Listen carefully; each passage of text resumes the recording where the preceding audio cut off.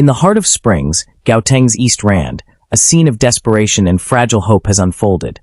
A scene that lays bare the quiet suffering inside South Africa's informal settlements. Residents of Gugulethu are digging feverishly at a local kraal, chasing whispers of gold that could change their lives forever. What began as a desperate attempt to survive has turned into a full-scale frenzy, drawing crowds of diggers, anxious onlookers, and tragically, criminals eager to profit from their vulnerability. This is not simply about gold. It is about hunger. It is about unemployment. It is about parents staring at empty cupboards and choosing to believe that the soil beneath their feet might hold salvation. For many here, every strike of the shovel carries the weight of hope, and the fear that hope may once again slip through their fingers.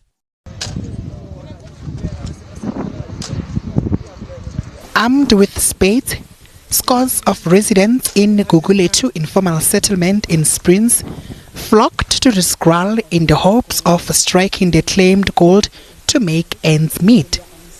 From last week, these residents went on a digging frenzy for gold particles believed to be scattered around the kraal. I have found some gold. I started digging 2 days ago and cleaned it. At first I didn't even know how to dig in. I just saw people here digging, and since I am unemployed, I have a family to support. I also joined in. We sell the gold to the Shona people, but they are not from here. We clean it and sell it to them after. The city of Ekurhuleni has issued a stern warning to residents about the dangers of illegal mining. There's going to be a community engagement with the ward council in the area. They're going to combine with the ward committee just to educate residents in the area about illegal mining, that one, it's illegal, two, it's dangerous and they shouldn't be part of it. Following that, there's going to be a joint law enforcement operation to clear the area. By that time, we will no longer be engaging. There will be arrests, and if there's force required, they will exercise force. But what we want to see by the end of the week is this area, the holes being closed and the place being cleared. We want to just communicate to the residents that illegal mining is illegal. The Department of Minerals and Resources is the custodian of the minerals under the ground, and you need a mining right to do any sort of mining. City of Ekurhuleni says they are on a fact-finding mission to track the kingpins who are at the helm of this operation that continues to threaten the country's mineral resources. Puseletso Mokoena, SABC News, Ekurhuleni. What you are seeing is not excitement alone. It is urgency. It is survival in motion. Men and women dig side by side, some with bare hands, others with worn tools, cutting into hardened earth under the burning sun. There are no helmets, no protective gloves, no safety barriers, just determination and risk.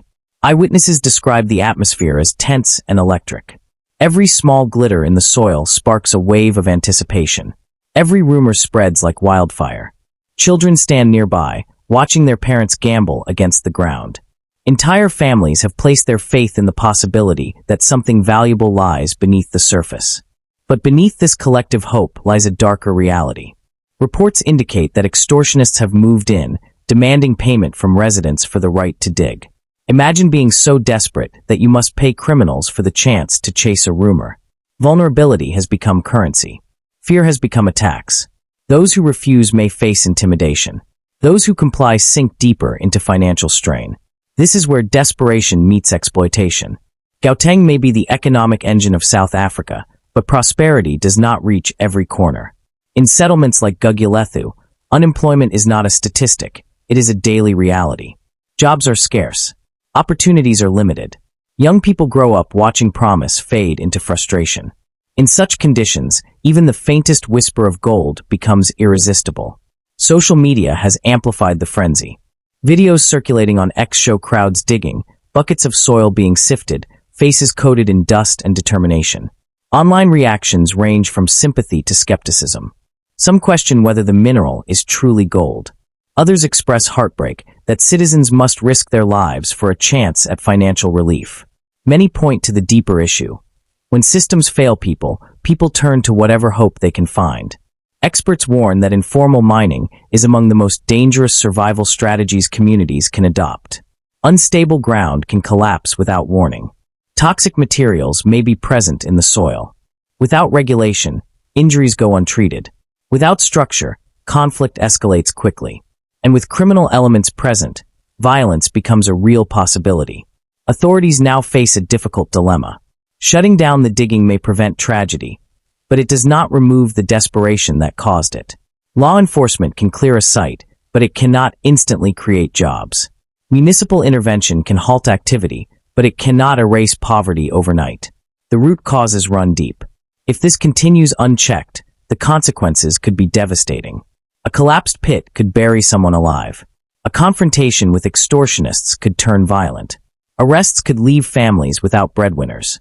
And if the soil ultimately yields nothing of value, emotional devastation will follow financial strain. For the families of Gugulethu, each day at the kraal is a gamble. They gamble with their safety. They gamble with their dignity. They gamble with the law. All for the possibility, however slim, that fortune might finally smile upon them. This story forces uncomfortable questions. Why must citizens dig into the earth for survival in one of Africa's most developed provinces? Why does opportunity remain so unevenly distributed? And how many more communities are one rumor away from risking everything? While the gold may glimmer in imagination, the truth beneath it is sobering. This is a story about inequality. It is a story about resilience. It is a story about how quickly hope can be manipulated when desperation is widespread. Mzansi Uncut News will continue to monitor this developing situation in Springs. We will bring you verified updates, community voices, and official responses as they emerge. Because beyond the viral clip and the headlines lies something deeper: the human cost of poverty and the urgent need for sustainable solutions. Stay informed, stay aware, and follow Mzansi Uncut News for factual, fearless reporting from across South Africa.